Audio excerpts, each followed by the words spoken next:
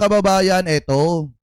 Ayon po dito sa Abante Una sa balita, eto daw po si Bato de la Rosa mga kababayan ay nasa Metro Manila at pag-alagala lamang daw po sa Metro Manila. Ako, ang pananaw ko naman dyan, nasa Metro Manila ka na, din, na lang din naman, Senator Bato, bakit hindi ka pa magtrabaho? Bakit hindi ka pumasok sa Senado at gampanan mo yung pagiging senador mo? Diba? So sabi po dito mga kababayan, Bato de la Rosa, palihim na gumagala sa Metro Manila gamit ang motor source. Sabi pa dito, gamit daw po ang motor ayon daw po sa source. Sabi po dito mga kababayan, eto daw. Yan. Hindi man nakikita ng publiko matapos mapaulat ang umani inilabas na arrest warrant ng International Criminal Court ICC. Nagpapagala-gala umano si Senador Bato de la Rosa sa Metro Manila ayon sa ulat ng Politiko. Ayon sa source ng Politiko, madalas siyang gumagala sakay ng Honda CRF 450 na sinasabayan ng dalawang katulad na motor na pinaniniwalaang close in security detail ng senador mga kababayan. Sabi pa dito, matatandang mahigit isang buwan nang hindi nagpakita sa publiko at sa mga sesyon sa Senado si Senator Ronald Bato de la Rosa matapos ibunyag ni Ombudsman Jesus Crispin Remulla na naglabas na umano ng warrant ng ICC kaugnay ng war on drugs noong administrasyon ni dating Pangulong Rodrigo Duterte. Ganito rin ang sinabi ni dating presidential spokesperson Harry Roque noong December 8. Bagaman wala pang opisyal na kumpirmasyon mula sa pamahalaan ukol sa naturang warrant mga kababayan. Sabi pa dito, kamakailan ay ibinahagi ng misis ni De La Rosa na si Nancy ang pagbisita ng senador kung saan makikita magkatabi ang mag-asawa bagaman nakatalikod sa kamera mga kababayan. Pero ang malupit daw po kasi dito mga kababayan, naandi dito lang pala sa Metro Manila, eto pong si Senator Bato. Ang tanong dito, bakit hindi siya pumapasok? Di ba protektado naman siya sa Senado mga kababayan habang may sesyon? Ang problema kasi dito kay Senator Bato de la Rosa, mukha atang nagpapasarap na mga kababayan ng kanyang buhay at nakalimutan na siya po ay senador na halal ng bayan at kailangan niya pong magtrabaho. Biruin nyo, iilang araw na lang. Diba? Iilang araw na lang ang ipapasok ng mga senador at mga kongresista. Tapos si Senator Bato de la Rosa, diretso ang sahod, palakwa-lakwatsa lang yung ginagawa mga kababayan. Diba? So sabi dito, ito basahin pa natin Bato prefers a motorcycle because it lets him blend in with traffic. The fact that expressway legal also give him an easy way to leave Metro Manila on short notice ayon po sa Scooper mga kababayan.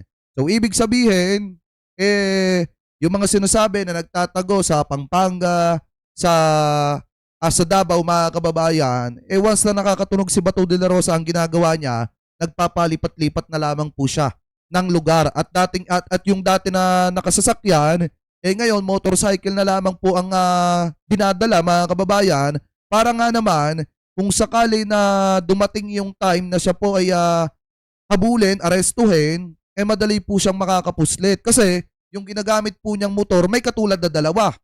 Diba mga kababayan? Siguro ang plano ni Senator Bato pag dumating yung point na hahabulin na po siya, aarestuhin siya, may dalawang katulad niya na pwedeng lituhin yung mga posibleng humabol po sa kanya. Pero alam niyo yung masakit na katotohanan dito, siya po ay halal lang bayan mga kababayan at dapat hindi po siya nagtatago. Dapat nagtatrabaho po siya lalo na at wala pa namang opisyal na arrest warrant na lumalabas mga kababayan patungkol po sa kanya. Ngayon kung makikita nyo, di ba dati ang ingay-ingay niya. Ano po at mayat maya yung pagbibigay niya ng simpatya kay Duterte pero ngayon parang wala na po siyang pakailam kay Digong.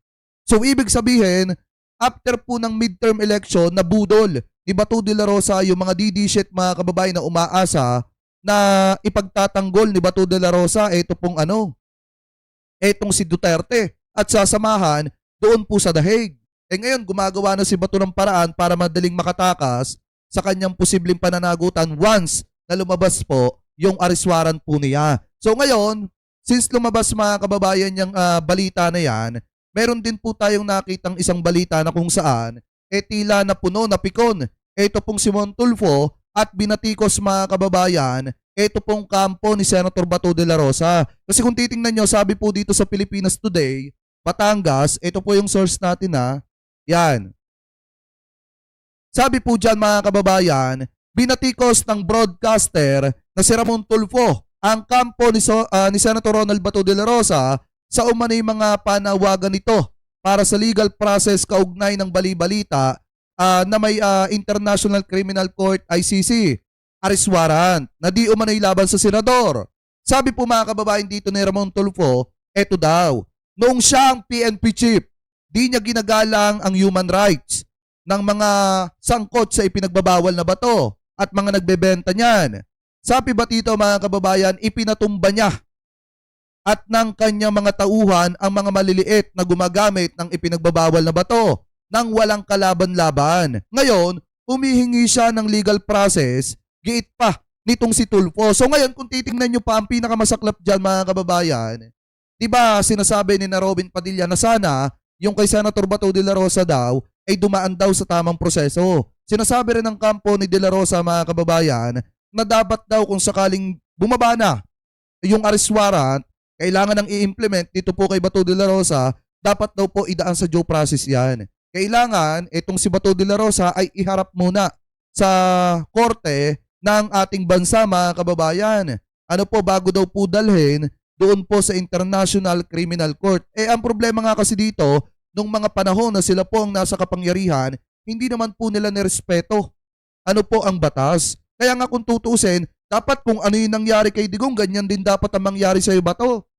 Diba dapat pagka-aresto sa'yo, diretso lipad ka na doon sa International Criminal Court para magsama na kayo doon ni Duterte. Diba mga kababayan? Kaya nga para sa akin, dapat po talaga na magsama etong si Bato de la Rosa, si Bongo, at etong si Duterte kasi sila po yung magkakasabwat yan. Dapat nga kasama pa rin si Sara Duterte. Diba? Kasi sila po yung magkakasabwat dyan kung paano po nila ginawang sacrificial lamb yung mga kababayang Pilipino po natin para ano? Para maging pamain sa mata ng taong bayan na tama yung ginagawa ni Duterte habang nagpapagulong sila ng bilyon-bilyong halaga ng ipinagbabawal na bato habang nananamasa si Michael Yang sa paggrame ng mga negosyo po nilang illegal dito sa ating bansa. Diba? So ngayon mga kababayan, tama din naman ang sinasabi po nitong si Ramon Tulfo, lalo na ngayon at si Torion hindi po nag-iingat. Bakit natin nasabi mga kababayan na eto pong si Torion hindi po nag-iingat? Wait lang, check muna natin lahat. Yan. Kasi kung titingnan nyo, nag-post po mga kababayan, etong si Torion ng Larawan, nakasama niya at kausap niya etong si Bato de la Rosa. At makikita nyo sa pag-uusap nila mga kababayan, na tila problemado ng matindi etong si Senator Bato. Kasi kung titingnan nyo, ayon po dito sa Abante News Online, sabi po dito, nakipagkita si Senador Ronald Bato de la Rosa sa kanyang legal counsel na si Attorney Israelito Torion sa isang hindi pinangalanang lugar nitong Martes. Sabi pa dito, Senator, laban lang tayo para sa bayan nating ito. Hinahanting ka pa rin, Senator. Ingat palagi ha, saad ni Attorney Israelito Torion mga kababayan. So ngayon kung titingnan nyo, ayun yung naging pag-uusap nila at tila mga kababayan na ayan yan. Tila mga kababayan napapasandal na lamang sa pader si Senator Bato kasi siguro mga kababayan napapaisip na si Senator Bato na medyo mabigat talaga yung kakaharapin niya na problema once na i-implement na yung arrest warrant mga kababayan at hindi siya matutulungan nito pong si Torion. So ngayon kung mapapansin nyo yan diba? Lahat yan ipinablik, inilabas po ni Torion yung pag-uusap nila ni Senator Bato. Halatang problemado na, mga kababayan. Halatang problemado na si Senator Bato. Siyempre, ikaw ba naman makukulong sa International Criminal Court, talagang mamumroblema ka. At saka mga kababayan, ito hindi nyo ba napapansin?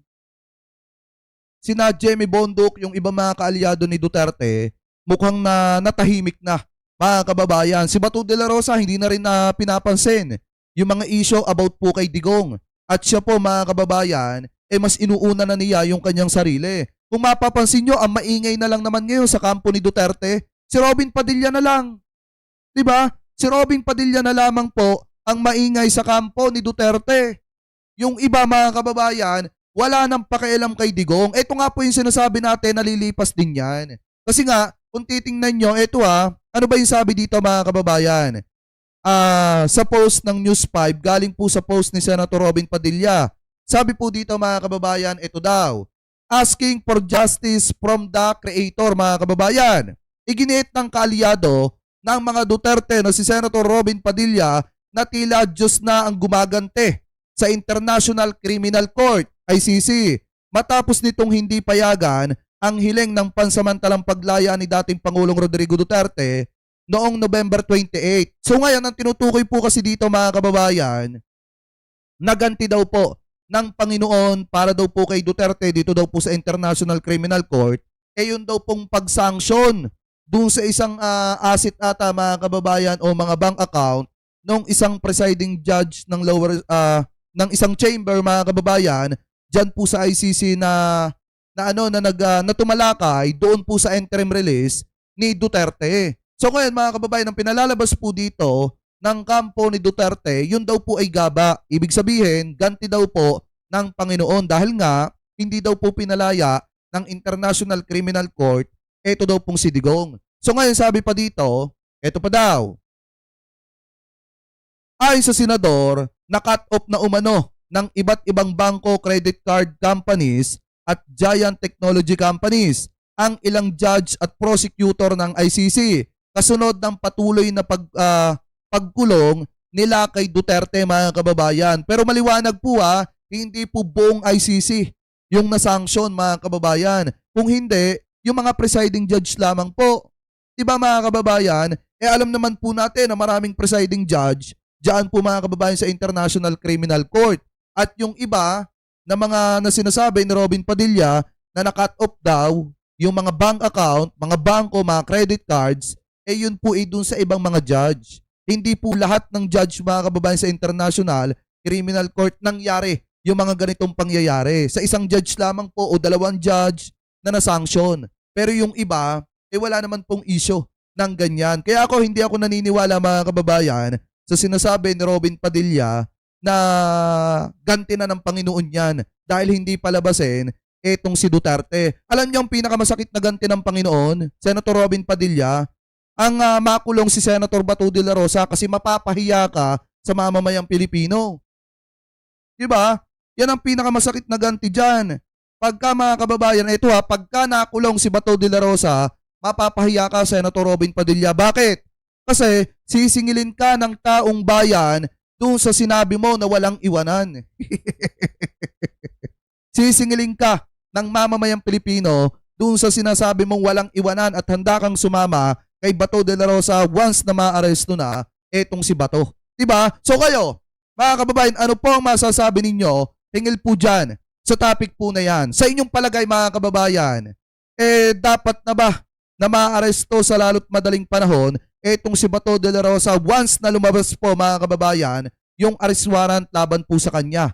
At sa inyong palagay, since naandi dito pala po sa Metro Manila etong si Senator Bato de la Rosa, dapat po ba ito mga kababayan na pumasok na at magtrabaho na dahil sayang lang ang pinapasahod ng mamamayang Pilipino sa kanya? So comment below na lamang po kung ano po ang comment at opinion po ninyo. Tingil po dyan sa topic po na yan.